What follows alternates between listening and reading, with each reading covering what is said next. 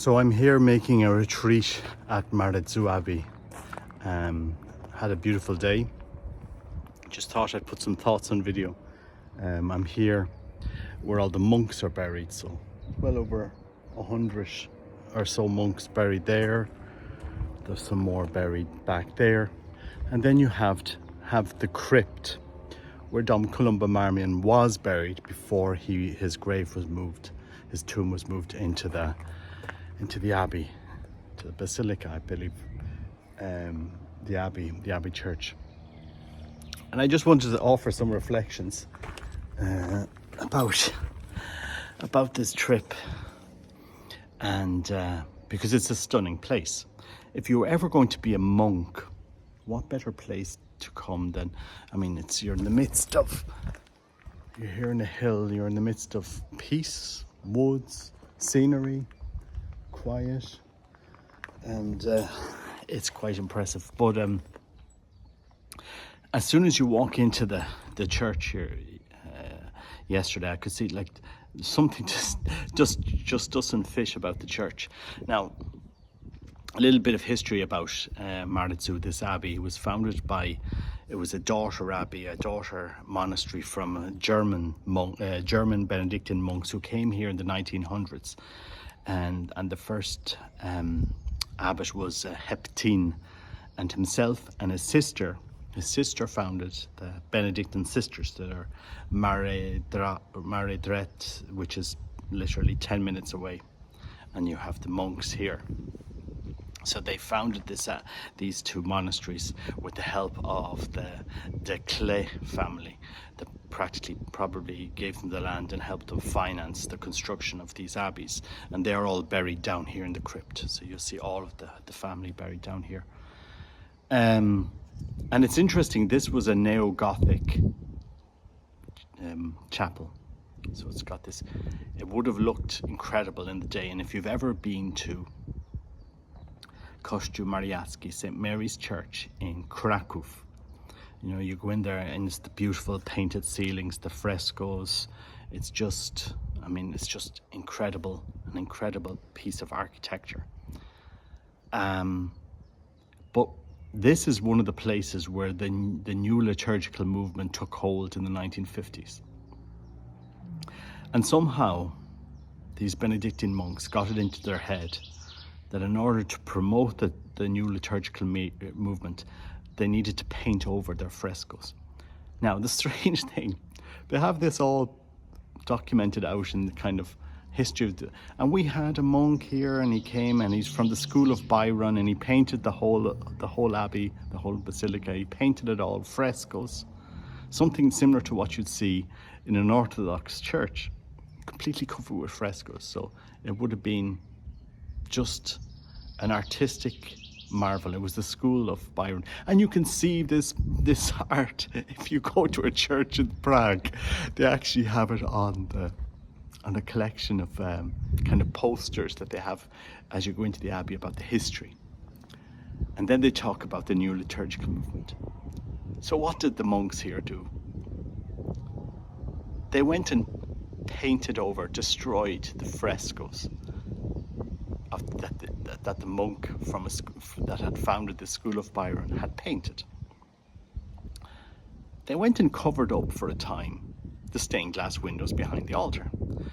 They completely destroyed the sanctuary. And when I say completely destroyed, there's nothing left.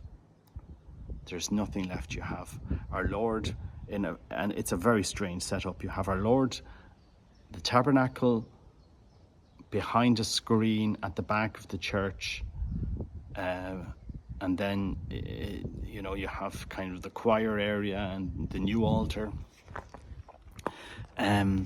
So that was kind of what if you look at some of the photos from the night, because see, believe it or not, after all of the renovation in the 1950s, because they were doing concelebration here way before Vatican II, way before even Vatican II was announced. Believe it or not, Vatican II was announced in 1958, and they had already started the concelebration and stuff. So like, if you're wondering why the Nordic countries, the faith is collapsed, Netherlands, Belgium, all these areas, because the modernization had already started way before, it actually had started way before Vatican II. So they made this bunker style altar. They plastered over the stained glass windows in the church. The frescoes are gone, and you have this kind of bunker style altar. There's nothing there reference to the sacred. I mean, over the sanctuary, the originals, and they have this all out there. If you go into Dom Columba Marmion's exhibition, there's photos of the church as it would have been when Dom Columba Marmion was here. He's the only Irish monk here. This is why I came to this abbey, because this is where Dom Columba died 100 years ago in 1923.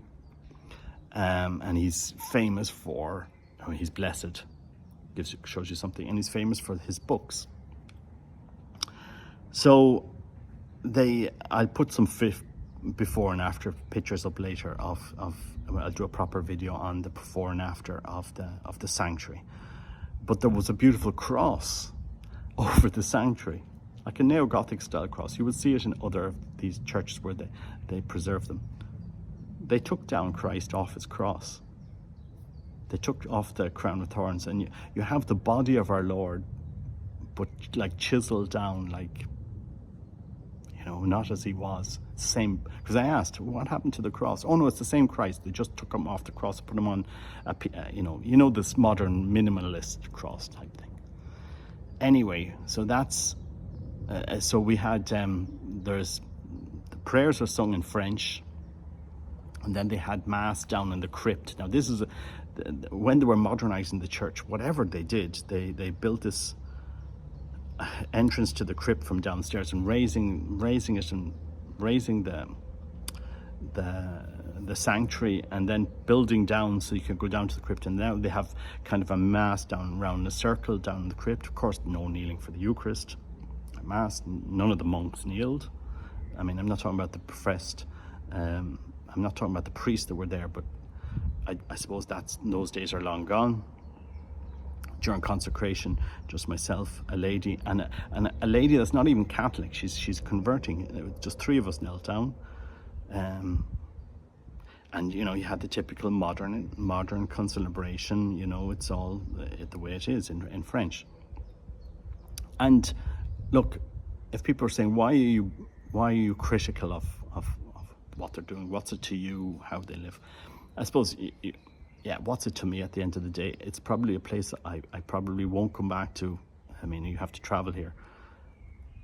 But, I mean, if you think of the Benedictine spirit, if you think of the spirit of St. Benedict, the Benedictine spiritual life, pray and work, and you think of this world that's so lost. Today there's this ultra marathon happening here in Maredsous, and the runners, they're running around the monastery doing 60 kilometers, ultra marathon. So like the challenge of running 60 kilometers or more, and there's hundreds of people here, not to visit the abbey, just to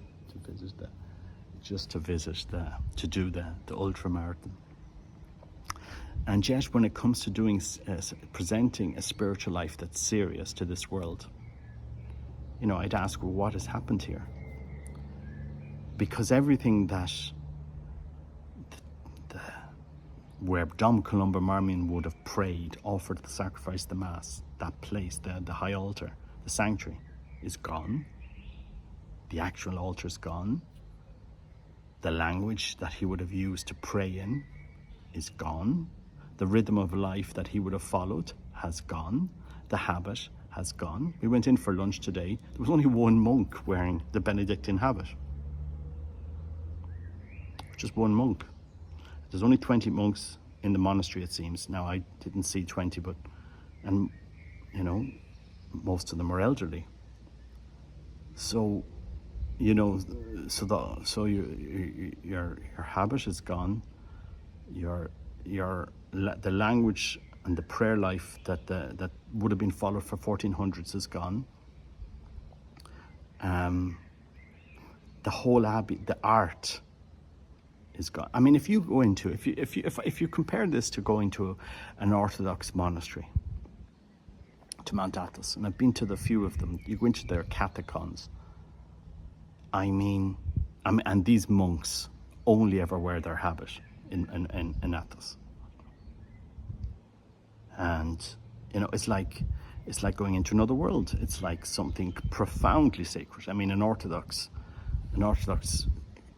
chapel, you know, you have the iconoclastis behind, and you have the altar behind, and you have the place covered in frescoes, and you have the relics of their saints.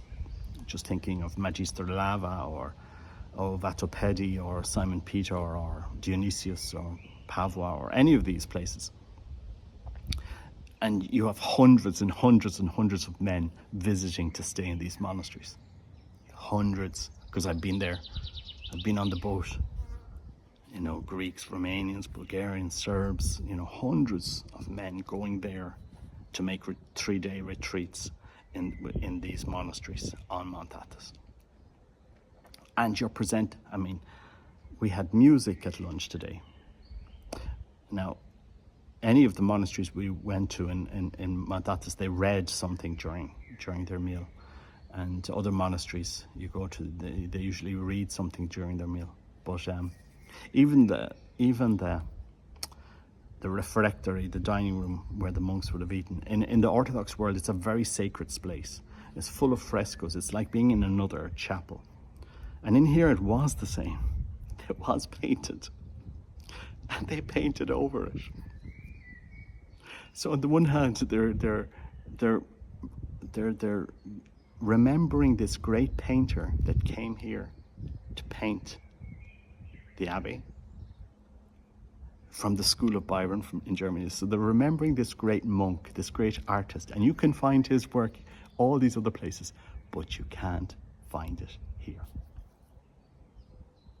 I mean, you have bits and pieces. I think they tried to from what I could see, you know, they tried to do a restoration effort. They tried to uncover some of this art.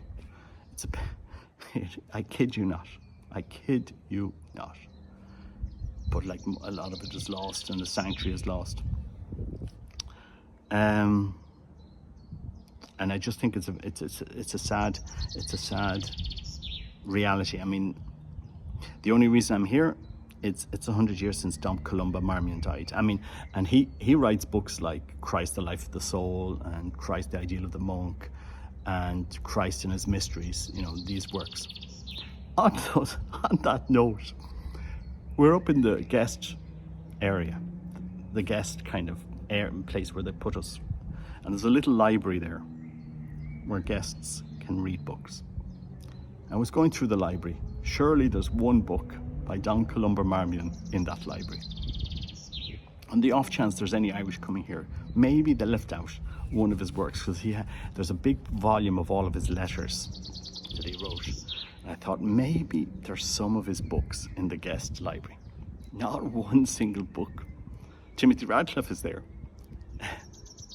Not one single book of Dom Columba Marmion in any language. And I went through the library. What you will find in the library is Zen meditation for dummies. I kid you not. Zen meditation to dummies. I went up to the other bookstore. And they have a main bookstore here near the restaurant, and behind they do have his works there to buy in French. Didn't have many other language.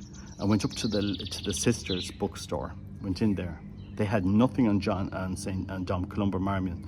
They did have Jean Varnier, you know, if people remember him, his book. And I said, oh, this is very interesting. But so this is where we are. This is like the legacy of the new liturgical movement, which was, you know, its fruits we're still living through today.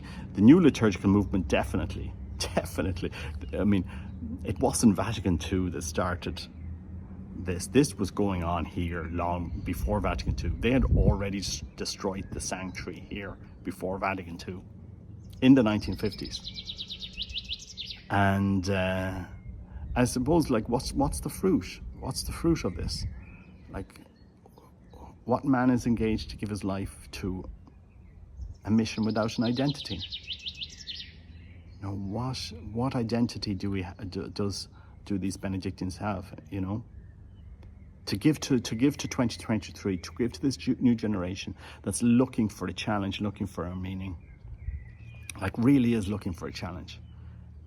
The people in that are teenagers, late teenagers, and in their 20s today are looking to be challenged in a world full of drugs, sex, promiscuity, porn.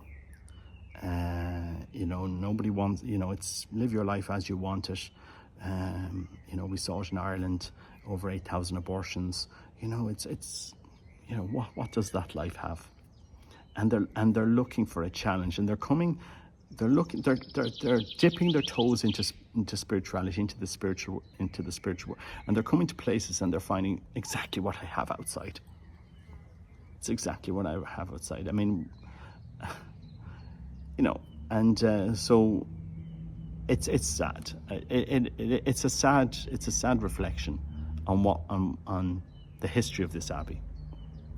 It's a sad. They have a display on Dom Columba Marmion, like an exhibition in the abbey. So you go in there and they have all the photos of the abbey before it was destroyed, before the inside was destroyed. So they have all the photos there, his writings, his books, you know, some of his relics and stuff like that. And you're there looking at Maredsous as Dom Columba Marmion would have seen it, because it was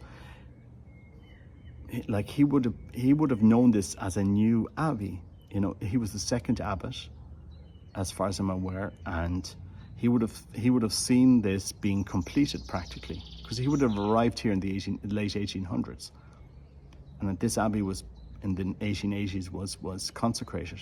So he would have seen the art, you know, the frescoes being put up. He would have seen all of this. If you go into some of these highly decorated sacred spaces, you know, that art speaks to you. That art draws you into the true good and beautiful of our faith. If you see a beautiful piece of sacred art, your eyes, your intellect, your heart is captivated. It speaks to you. You know, if people go and they look at the La Pietà in Rome, or they look at some of these great artistic pieces, nobody's coming to Maredsous to look at the art that's been destroyed.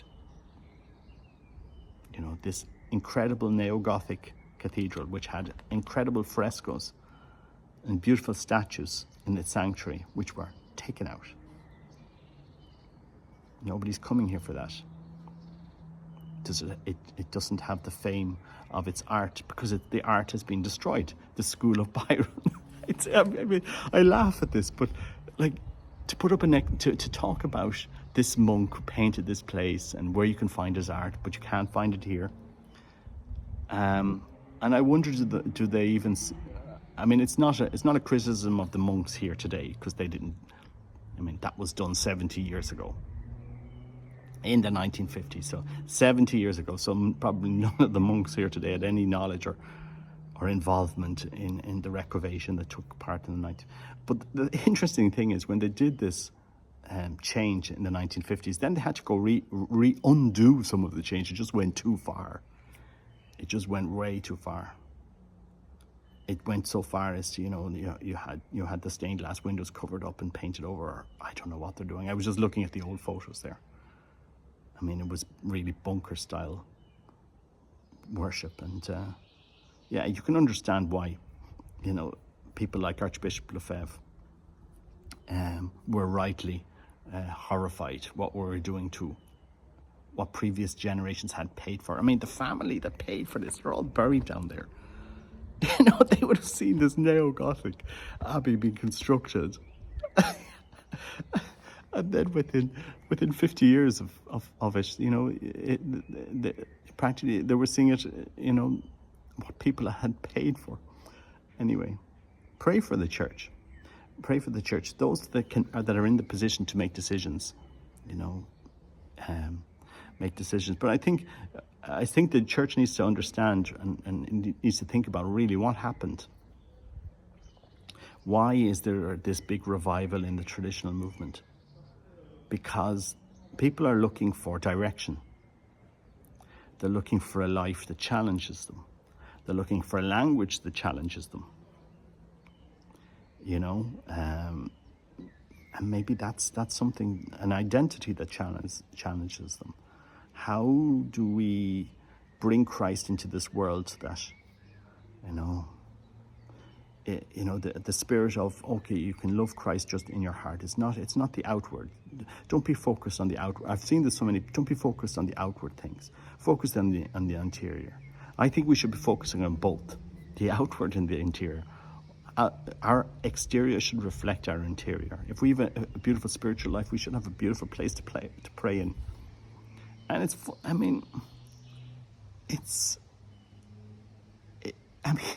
the sad thing is, this abbey in the 1800s, it would have been as sacred as any of those beautiful frescoed Orthodox catacombs.